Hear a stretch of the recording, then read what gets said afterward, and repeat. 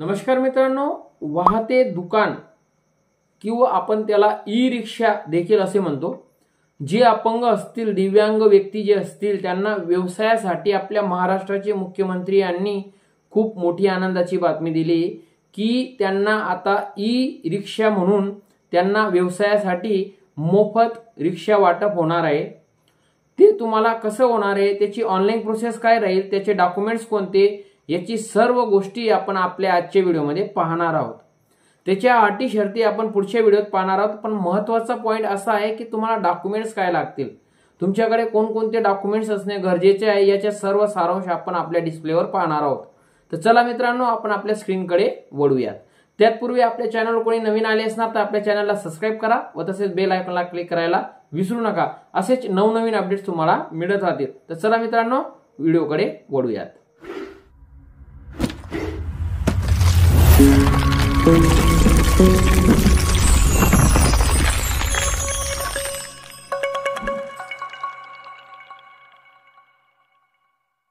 स्क्रीनवर आल्यानंतर आपण दिव्यांग व्यक्तींसाठी जी ई रिक्षा मिळणार आहे त्यासाठी तुमच्याकडे कोणकोणते डॉक्युमेंट्स असणं गरजेचे आहे, या सर्व गोष्टी आपण आता या स्क्रीनवर पाहूया।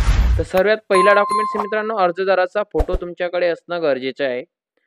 पण तो फोटो जेव्हा तुम्ही ऑनलाईन ऍप्लिकेशन करणार तेव्हा तो 15 KB आणि 100 KB च्या दरम्यानच तुमच्या तो फोटोची साईज असणं गरजेचे आहे आणि त्याची पिक्सल साईज 800 पाहिजे, बरोबर। आणि दुसरा डॉक्युमेंट्स आता आपण पाहणार आहोत, अर्जदाराची सही।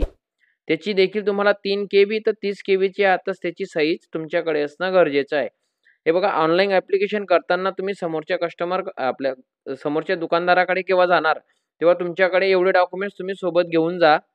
तिसरं डॉक्युमेंट्स हे जातीचा दाखला। ज्या अपंग व्यक्तीला अर्ज करायचा आहे त्याच्याकडे कास्ट सर्टिफिकेट म्हणजे जातीचा दाखला असणे गरजेचे आहे।